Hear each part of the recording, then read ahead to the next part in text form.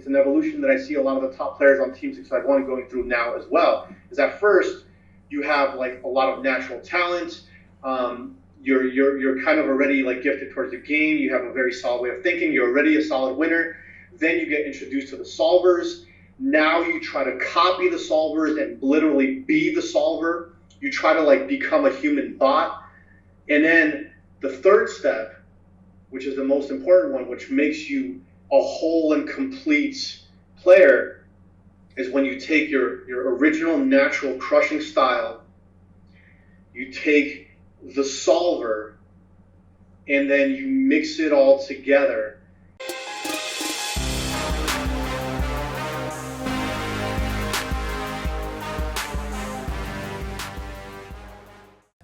Absorb new information and learn new concepts, but keep some of your natural style.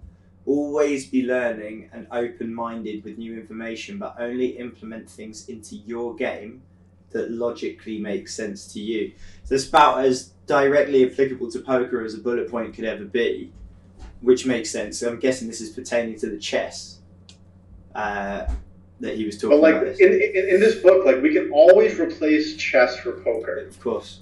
Right? Yeah. So like, I mean, just to give everyone a backstory that hasn't read this book, the book is entirely about a master chess player who also becomes a master at Tai Chi as well. So like we're just kind of like, we're gonna pretend this is a master poker player, let's just say. Like he became a master at chess, and he's explaining to us how he became a master at chess, how he improved his learning in every which way, and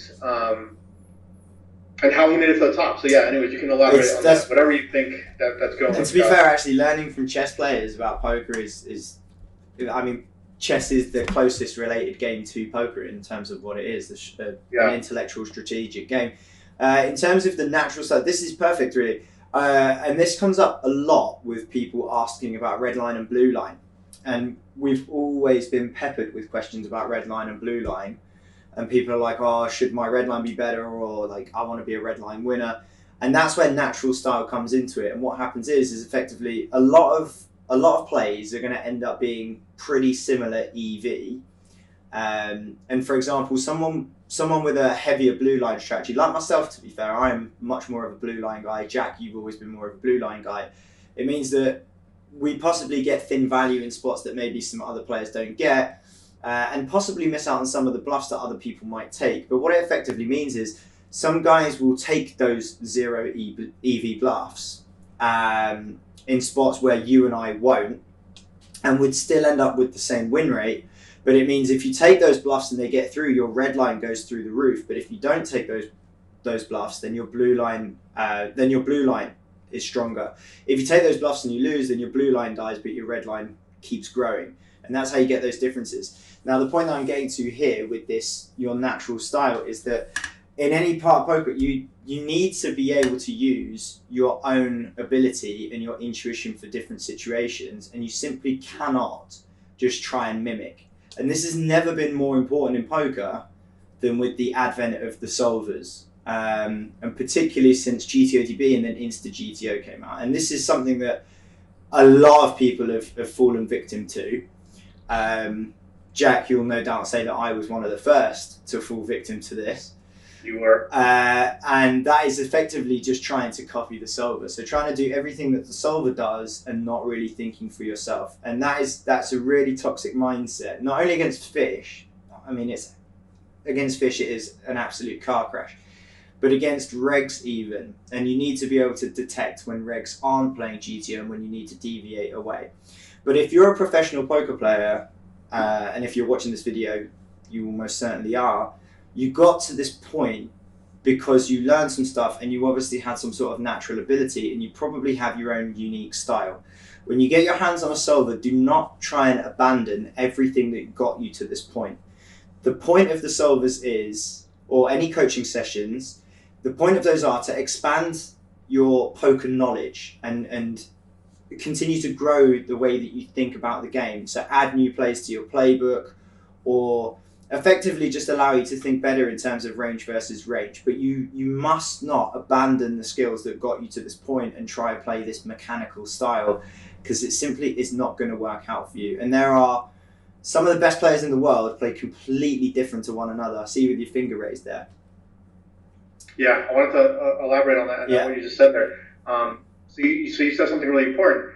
The solvers are there to expand your knowledge, not to replace it, like to abandon it, replace it, to get rid of it and replace it with something brand new, right? So in this book, he works with people as coaches that have a totally different style of play as to him. So let's say, for example, like in poker, let's say you're a very aggressive player, right? Like you have very aggressive tendencies. You're very bluff heavy. You're crazy bluffy. And then now you have a coach that's more, let's call him like more tight aggressive. Like he's more on the passive side. He's tighter. And then you have him as a coach and you're like, oh, this guy's not going to work as my coach because he's just too tight and that's not my style. That's not the right way of thinking. But also, what's not the right way of thinking is thinking, I have to copy my coach now and do everything that he's doing because that's the right strategy. The right strategy is to continue your natural game, but to pick up on, to really pick up on the new things that you're learning from your coach and implementing the things that really make sense to you, that you really understand on a deep level.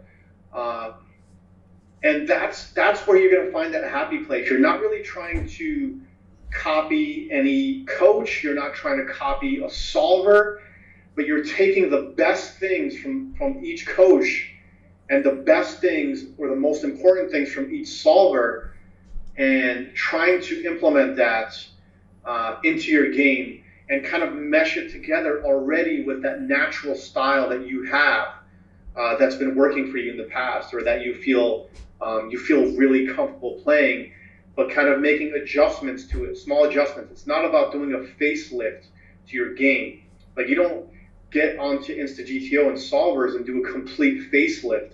You just kind of tweak your game with those tools. They're tweaking tools. That's what they should be called, instead of like these instead of like what a lot of people try to do. And like we know that obviously because we run, obviously Team 651, which has hundreds of players, and we see it all the time, where people literally try to just flat out copy the solvers without understanding why they're copying it. It's just like, it's just a GTO play. Let's just do that. It's the most important thing. Instead of actually applying logic. And one more thing I want to say, Scott, I may have something to say there. Yeah. One more thing I wanted to mention is something I mentioned in a previous coaching we did, I think it was like a week or two ago, is like the evolution of becoming an excellent poker player. And it's an evolution that I went through. It's an evolution that I saw Scott go through. It's an evolution that I see a lot of the top players on Team 651 going through now as well. Is at first, you have like a lot of natural talent. You're kind of already like gifted towards the game. You have a very solid way of thinking. You're already a solid winner. Then you get introduced to the solvers. Now you try to copy the solvers and literally be the solver. You try to like become a human bot. And then the third step, which is the most important one, which makes you a whole and complete player, is when you take your original natural crushing style, you take the solver, and then you mix it all together, and you build exploitative strategies, like subtle exploitative strategies, from knowing what the foundation of GTO is. So if you know the GTO foundation, if you know exactly like what GTO is probably going to do in every single area, which you're not going to exactly know, but like when you play with GTO enough, every single turn and flop and turn and river spot you get to, you kind of have a good idea of how the ranges look. Not exactly, obviously, we're not bots, not exactly, but you have a good understanding of how the ranges are supposed to look. And then you kind of know how the average reg or fish or the average really good reg even is deviating slightly from these spots, and you know exactly how to counter that. And then when you do counter that, I know this is getting a little bit confusing now, maybe, but when you do counter that strategy, you know how it's leaving you exposed as well. and you are aware of that. So like, let's say when you're making like a subtle exploit, right, Scott? You're making a subtle exploit in game. Let's say like barreling 15% too much on the turn. What's that? Like barreling 10 to 15% on the turn too much. Let's make it way more subtle than that. Let's say you're playing one of the best regs in the world. You're barreling maybe like, let's say maybe you're river barreling like, 4 or 5% more than you should be with bluffs on the river because you think he's overfolding on like wet board or something. Okay? Yeah. And so the most important thing when you're making those subtle exploits, because when you're playing the best regs, the subtle exploits are the only ones you should really want to be taking. Because if you do more than the subtle ones, you're probably taking it too far and you're leaving yourself way too exposed. But even then, when you're taking those subtle exploits, you have to be aware and you have to know exactly how wide he's supposed to be calling you on the river. And once you see him starting to call that wide, or maybe make a call that's a little bit wider, then you have to readjust quicker than your opponent will. So it's all about the adjusting and readjusting. But the only way you're going to be able to spot those very quickly, readjust very, very quickly in game when you're playing, a really good reg, is if you already have a very strong foundation of GTO and a wide knowledge base of what GTO is and how it plays in like every single spot.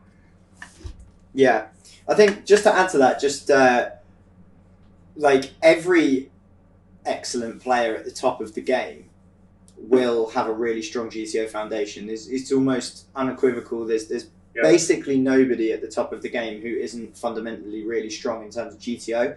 And yet you will have wildly differing styles. If you played against Jack and you played against BBV, you'd probably feel that they play a very different game, and they're going to have there's going to be a bit of push and pull in terms of the GTO stats, where one is going to be more aggressive than the other. But both of them will have a very strong GTO foundation, but with their own style mixed in. And it's important not to lose that style, like Jack says. If you try and mimic the solver, you're going to die, because the human brain is nowhere near capable of learning and then retaining all of GTO, and then that being available to you when you're playing. It's completely unreasonable.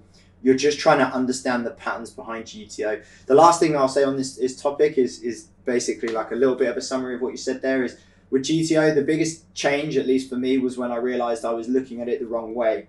I was trying to learn what it was doing in as many spots as I possibly could. And then everything started to change for me when I focused, instead of the what, on the why. And as soon as I focused on the why, I realized I don't need to run every single board texture. I just need to understand why it wants to do certain things.